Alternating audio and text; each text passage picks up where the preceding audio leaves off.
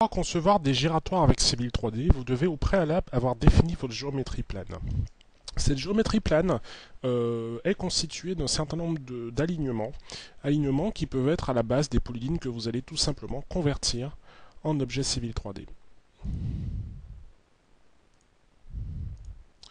Une fois que vous avez donc ici typiquement un carrefour en T avec une aire ici sur le côté, on va transformer ce projet en giratoire via les outils dédiés qui sont contenus dans la boîte à outils sous l'onglet Subscription Extension Manager et donc créer un giratoire. Donc ici il suffit tout simplement de sélectionner le centre du giratoire à la main, sélectionner les différentes voies d'accès, donc je le répète qui sont obligatoirement des alignements Civil 3D, et renseigner vos différents paramètres, donc ici les paramètres du CETRA, du guide des carrefours interurbains.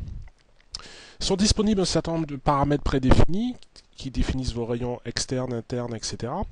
Et vous pouvez évidemment rajouter vos propres bibliothèques, ceux qui, ma configuration par exemple, ceux qui vous donnent une grande souplesse en termes de conception de giratoires prédéterminés. Donc ici je vais choisir par exemple un rayon de 25. Suivant, donc vous êtes guidé par un assistant métier, vous allez pouvoir définir les différentes voies d'entrée et les voies de sortie en fonction des axes qu'on a sélectionnés tout à l'heure, et également pouvoir sélectionner les différents paramètres.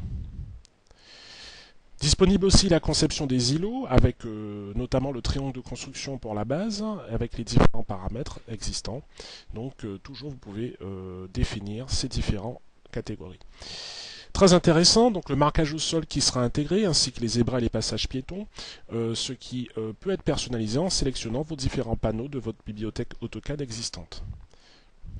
Donc Civil 3D vous donne un certain nombre de messages à titre d'information par rapport à la norme par rapport à la configuration des axes existants. Et vous voyez ici que j'ai tout simplement généré un anneau ainsi que les branches raccordées à cet anneau. Il s'agit ici d'axes Civil 3D sur lesquels vous allez pouvoir rajouter par exemple un axe de décalage.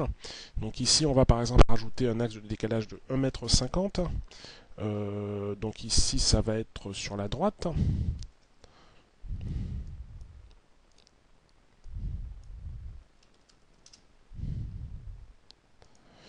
Et vous voyez que vous pouvez automatiquement rajouter donc tout ce qui est piste cyclable par exemple.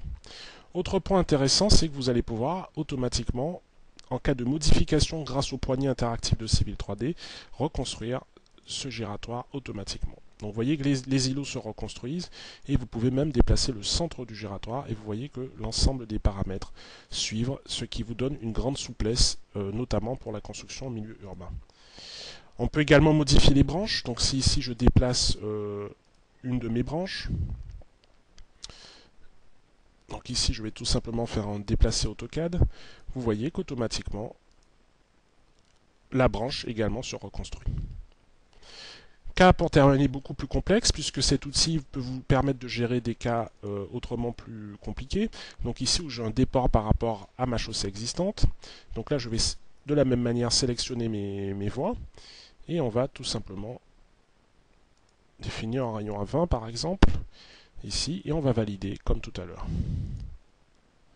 Une fois que cela est fait, on peut donc générer également des voies de contournement qui sont les voies directes, par exemple sur la chaussée existante, les voies directes de tourne à droite que l'on va ici définir.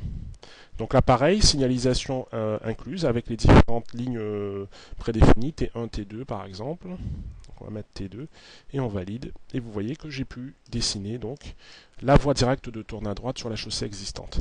Bien sûr, en cas de modification d'une des branches, donc là si je décale légèrement la branche, c'est l'ensemble qui se reconstruit. Et vous voyez bien également que la signalisation qui est en fait des polylignes qui sont des polylignes AutoCAD sont reliées. Donc si je sélectionne ici, ce sont bien des polylignes qui sont discrétisées avec la voie de décélération. Ces polylignes sont reliées automatiquement aux axes Civil 3D. Axes Civil 3D qui vous permettront par la suite de pouvoir effectuer donc la conception 3D.